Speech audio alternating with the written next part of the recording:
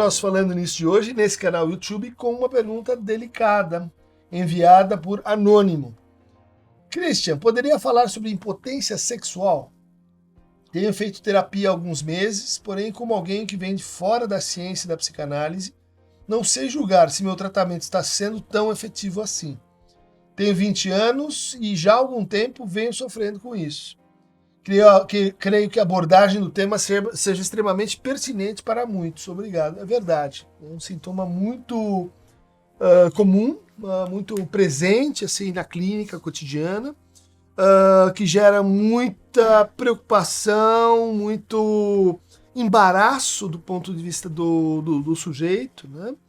E acho que a gente pode dizer tem uma incidência muito distinta em função do gênero, né? A impotência masculina, ela tem em geral, uma economia psíquica bem distinta da impotência feminina, ligada à frigidez, à falta de lubrificação, à contração da vagina no momento do coito. Então vamos nos dedicar aqui à ideia mais geral, nos concentrando um pouco na impotência masculina. A começar pela ideia de que esse sintoma, para muitos, tem uma estrutura de inibição, né? Ou seja, ele pode acontecer por uma espécie de assim, aversão que se cria no momento em que a situação sexual se avizinha ou no momento em que vai acontecer a penetração, como se algo no eu, né, indicasse que a situação é uma situação de perigo e, portanto, refluísse, né, começasse a deixar com que a angústia tome conta do eu, e isso, de fato, produz um desvio em relação à sustentação do desejo, né? Vamos usar essa palavra, né? Porque muitos dizem assim, e é outro tipo de impotência, né? Que é aquela que acontece depois da penetração, com a dificuldade de manter o ato sexual, né? Desde que ele já tenha sido iniciado. Muito comum de tomar o sujeito, né? Naquele momento que na nossa cultura se tornou cada vez mais importante, né, e mais frequente, em que ele vai colocar a camisinha. Ou seja, ele sai daquela situação e precisa entrar, e isso envolve uma espécie de perda da ligação com o outro. Lá no começo da sua teorização, a impotência estava ligada à neurastenia, né? Neurastenia é um quadro descrito entre as neuroses atuais, ou seja, ela tem que ver com a prática sexual atual, contemporânea, vivida pela pessoa, e não necessariamente, ou pelo menos não tanto, lá no começo, com experiências recalcadas, experiências de encontro com a sexualidade, na história, né, e na rememoração simbólica do sujeito. Qual que era a teoria da neurastenia, né?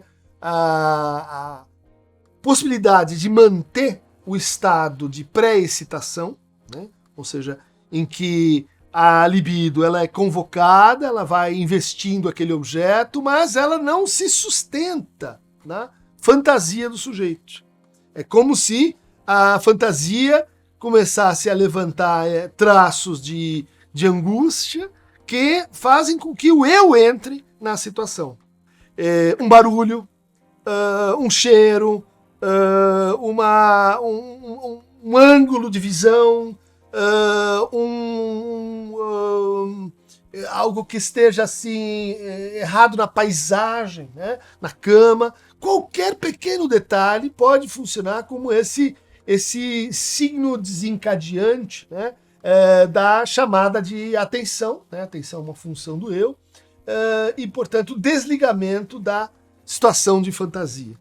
Em geral, esse tipo de impotência aconteceria com pessoas que têm uma atitude já vital, né, neurastênica, ou seja, de ansiedade, de irritabilidade, de hipersensibilidade sensorial, né? De agressividade latente, de reatividade. Bom, mas com o passar do tempo, o Freud foi vendo que a neurastenia e o seu sintoma fundamental, né, da perda da ereção ou então da ejaculação precoce, né, que é um sintoma associado com esse mesmo processo.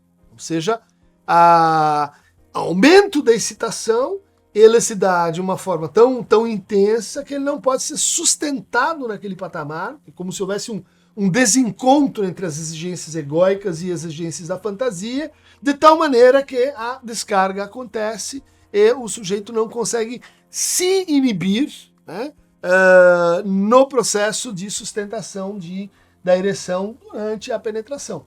Freud dizia, existe um pré-prazer, depois existe uma espécie de platô, em que o prazer vai se distendendo, e daí você tem um aumento e uma queda. Tá? Esse aumento e essa queda correspondem, então, à descarga.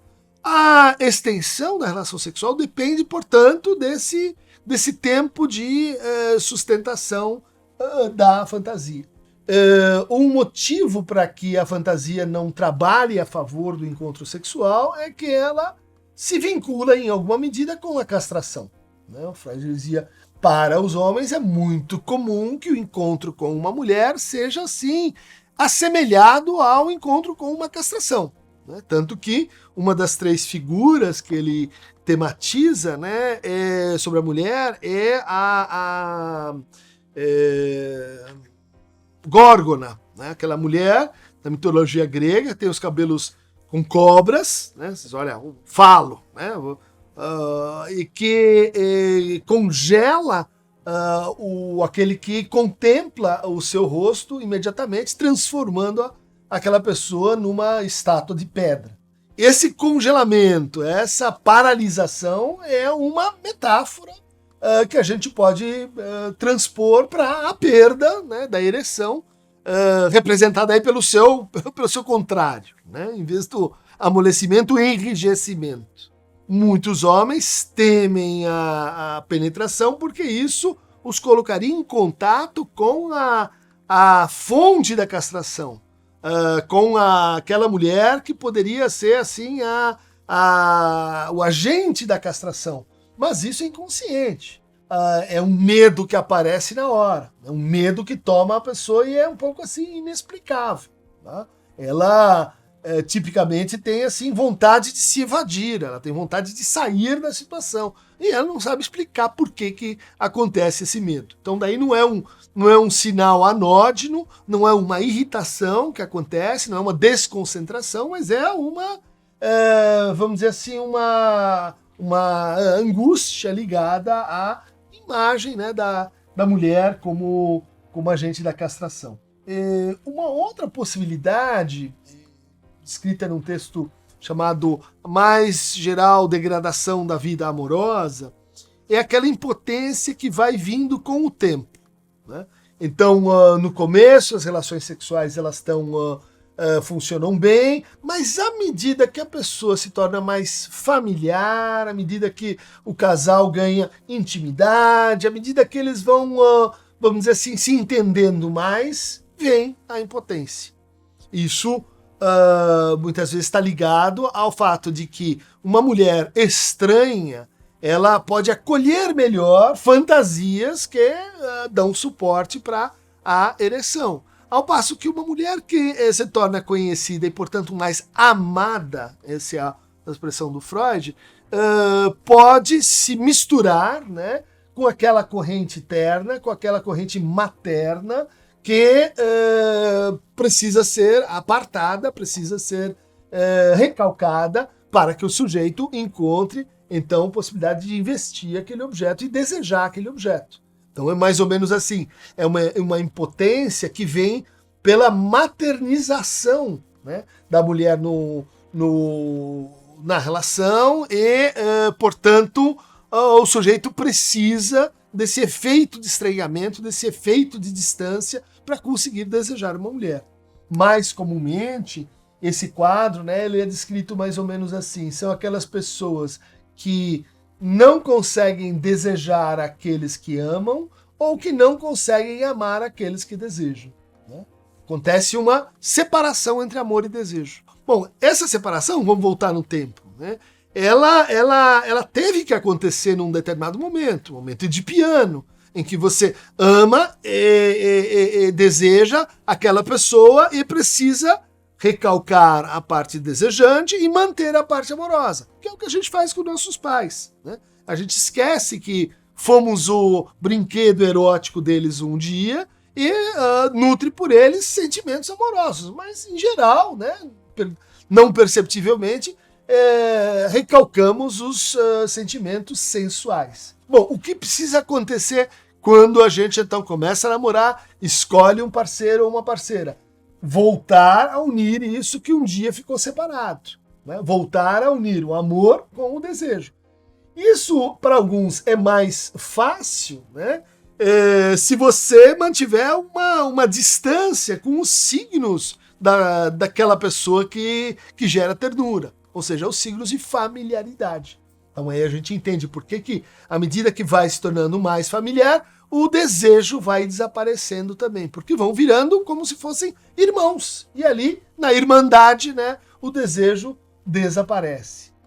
Outra possibilidade é que, para poder desejar aquela mulher, e para, portanto, reunir as duas figuras, que muitas vezes o recalque, né, da sexualidade, especialmente da sexualidade masculina, ele vai separar essas duas vias dizendo assim, na verdade são dois tipos de mulher.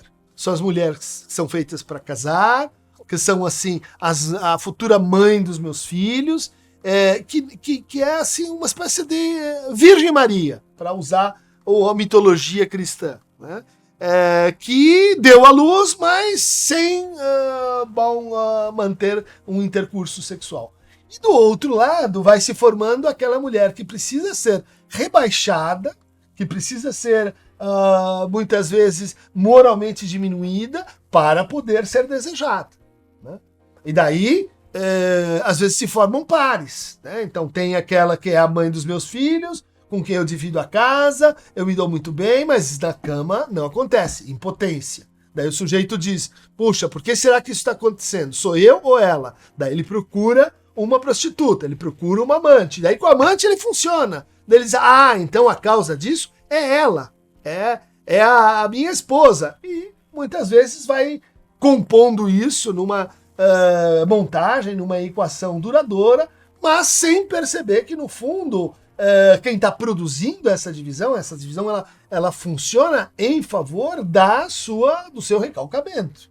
Ele não está conseguindo elaborar muito bem, por exemplo, a hipótese de que mamãe, aquela que você adora, que cozinha para você, que se dedica integralmente para você, mamãe gostava de trepar com o papai. Isso não. É ela, a mamãe, ela só está aqui para cuidar, lavar, se dedicar à casa. É isso que ela quer. É claro que isso é uma fantasia, né? Uma fantasia masculina, uma fantasia, vamos dizer, tal na origem de muitas expressões assim machistas, mas que acaba tendo esse preço. Por quê? Porque a sexualidade humana, ela envolve uma estrutura de brincar. Tá? Ela envolve, vamos dizer assim, o fantasiar como uma espécie de ludicidade. Né? O sexo no adulto é como uma brincadeira. E vamos olhar para a brincadeira da criança e reconhecer que ela leva a brincadeira muito a sério. Né? Que a brincadeira não é um negócio que você faz qualquer coisa, que para ela dar certo tem uma série de condições que são dadas. Então, muitas vezes, aquele que é impotente é alguém que também não consegue brincar, né? Que tem uma imaginação meio reduzida, que tem uma disposição para o brincar com o outro muito reduzida, ou então só consegue brincar consigo mesmo, né? Porque aí a fantasia ela fica muito, muito estável, né? Muitas impotências ligadas ao consumo excessivo de pornografia estão amparadas nessa ideia, né? Quer dizer, você tem uma imagem que ela é muito direta, ela é muito fixa, e eu posso então controlar com muito mais cuidado o meu mundo de fantasia, o meu mundo de brincadeira, né? Não conseguindo encontrar uma sustentação para o desejo na vida real, né? O caso da impotência que vai acontecendo ao longo do tempo foi descrito pelo Freud com a hipótese da Erniedrigung, né? A Erniedrigung é a degradação do objeto. De que quando a gente escolhe um objeto para amar, ele tem sempre características imbatíveis. Por exemplo, o fato dele ser um objeto novo, tipo um brinquedo novo. O brinquedo novo tem em seu favor a própria força da novidade.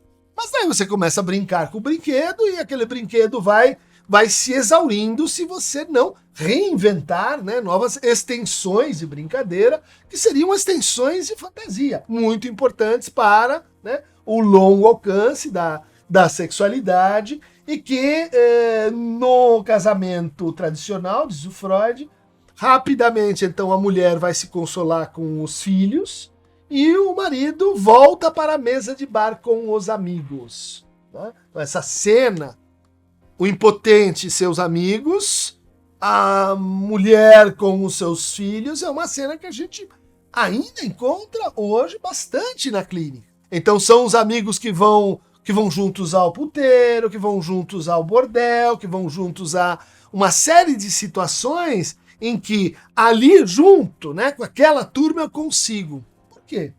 Muitas vezes a gente tem ali, então, um outro tipo de impotência, que é aquele ligado a fantasias homossexuais. Eu, com o passar do tempo, eu desgasto, né, essa forma em que mamãe e a mulher que eu escolhi vão se refundindo, e do outro lado vão aparecendo outras fantasias que não eram dominantes quando você tinha o brinquedo novo. Por exemplo, fantasias homossexuais. E aí a gente vai encontrar a figura mais ou menos conhecida na cidade, do pai de família, o gerente de banco, que à noite frequenta a Avenida Indianópolis, procurando travestis para experiências que você diz assim. É uma homossexualidade recalcada, mas por outro lado, é também uma resposta à impotência. Né? Impotência que vai fazendo parte, né, tomando a subjetividade do sujeito por esse processo aí que o Freud descreveu como degradação. Bom, o brinquedo não determina o brincar.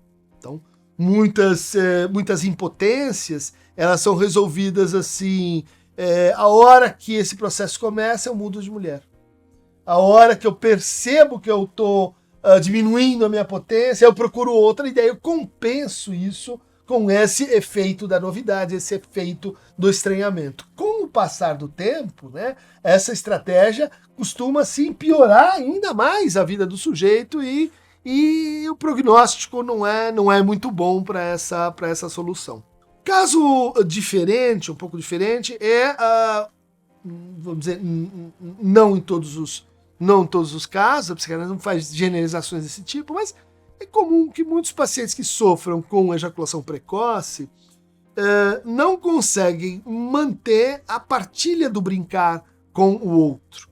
Entendem o sexo como uma situação em que você precisa, vamos dizer assim, se livrar daquilo que está te deixando em expectativa, te deixando com um certo desprazer que faz parte do prazer, né? Isso significa uma fantasia, um fantasma que não consegue intersubjetivar, que não consegue incluir o outro na brincadeira. Por exemplo, aquilo que alguns dizem, o mais legal de uma transa é você perceber o prazer do outro, você perceber como o seu prazer está ligado ao prazer do outro, como essas coisas se alimentam, como o brincar de um e o brincar do outro se misturam. Não, há posições subjetivas em que a fantasia do outro, né, em que deixar o outro entrar na sua casa é algo muito difícil. Então, é como se o sujeito trepasse sozinho, né? No fundo, ele está ali, né, com a sua fantasia masturbatória. Ele está se masturbando com o outro. Né? Tem um outro ali, mas a relação tem uma estrutura onanista. Né? E isso, muitas vezes, então, está associado com esse sintoma tão desagradável da ejaculação precoce, né?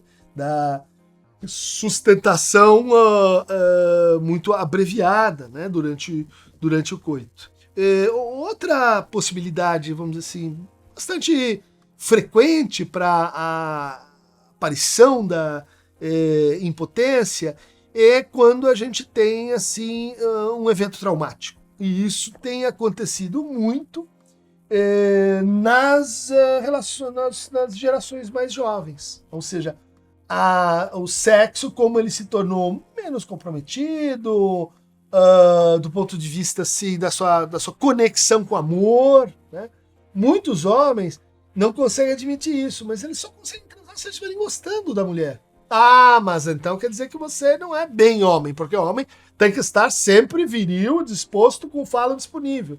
Bom, mas quando falta essa condição, né, isso também pode acontecer para a mulher, o sujeito não consegue se engajar. Mas para novas gerações, onde essa relação é mais fluida, vamos dizer assim, a performance narcísica se torna um fator muito importante. Então eu tenho muito medo de fracassar, porque isso vai parar no Instagram. E ela vai contar para as amigas. E daí a minha popularidade, e aí isso vai se tornar, vamos dizer assim, um caso de cancelamento coletivo. Então eu não posso fracassar.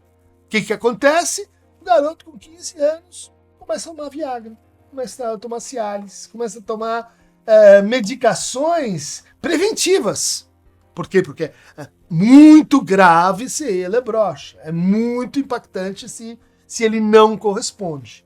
E quando a gente entra nesse circuito, né, isso é péssimo. Por quê? Porque ele é um circuito oposto ao brincar. Né? Ele é o circuito mais próximo do trabalhar, né? Do desempenhar, do performar. Então você vai para a cama, e aí não é só com você mesmo, é com a sua imagem no espelho ali do motel, em que você está transando e ao mesmo tempo vendo se o seu músculo está no lugar, se você tem quilos a mais, com qualquer imagem que você está formando para o outro. Esse excesso, né, eu vou chamar assim de uma sexualidade performática, né, frequentemente está ligado ao quê? A fracassos, a impotências, a casos de impotência.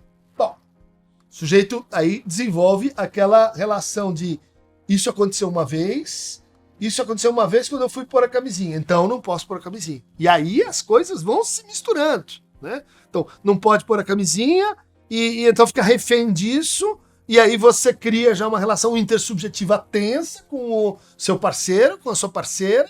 Por quê? Porque não pode mexer, não pode perder, né? Para alguns homens isso representaria assim, uma perda da sensibilidade, da sensação sexual, né?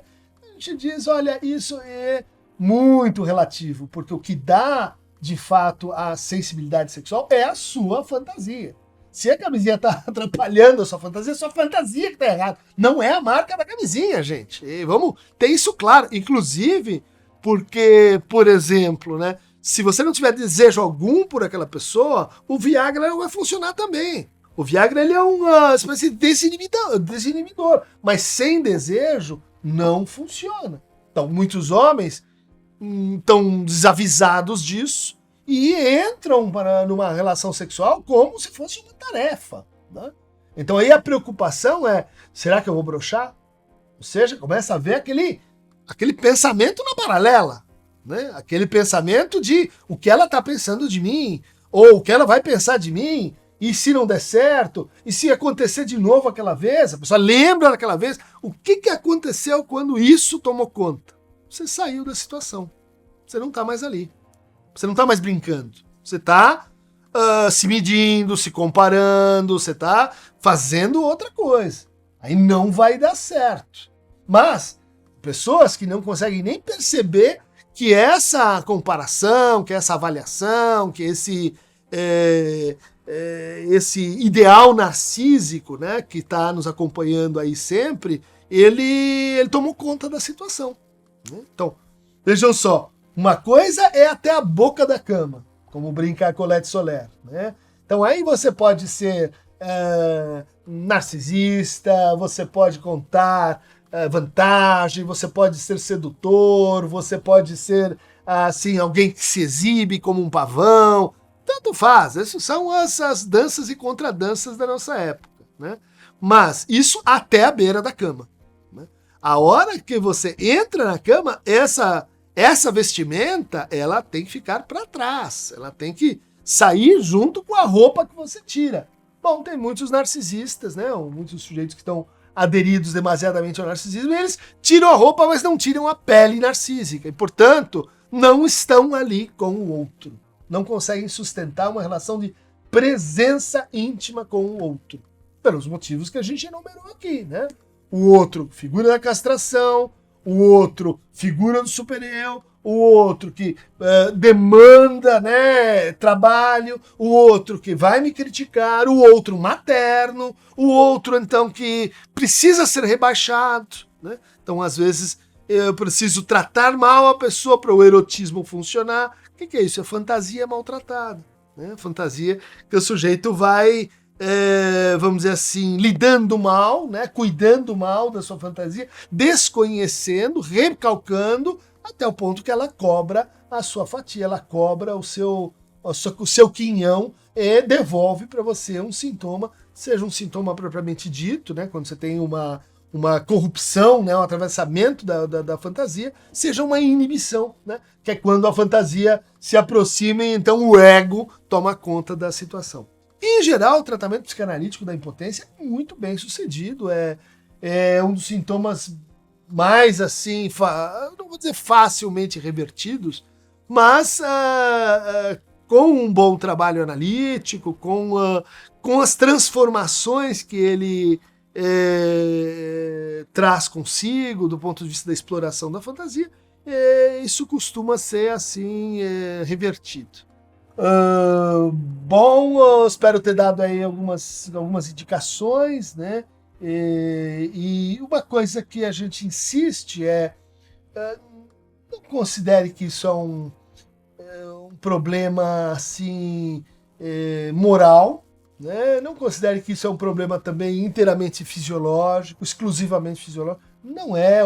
Em poucos casos, né, a gente tem uma situação de, aí sim, uma queda radical de testosterona ou uma queda de estrógeno, né? São casos não tão frequentes. A maior parte das impotências são chamadas impotências psíquicas. Né? E para elas, isso que eu queria encerrar, né, insistindo, não se acostume com isso, não tome isso como um destino na sua vida. Não aceite isso como assim, bom, veio não sei da onde e então um dia vai embora. Não, isso não se cura pelo tempo. Né? Isso não se cura por deixa eu ficar mais calmo que isso vai voltar. Isso não se cura com massagens, viagens e coisas assim. Isso se cura com uma transformação subjetiva. Tá bom? Então, para aquelas que querem recuperar a potência, remem junto com o Aqueron Tamovebo. Clica aqui embaixo e contem conosco para transformar a impotência, como diz Lacan, né, em impossibilidade. Né? Aquelas que temem a potência, que adoram a potência, que cultivam a potência do outro, né? Que acham que precisam ser hiperpotentes para poderem ser amados ou desejados. Experimenta um pouco de impossibilidade. Tem coisas que, assim, o impossível trata a impotência. É isso. Castração neles, mais castração e mais tesão. Até mais.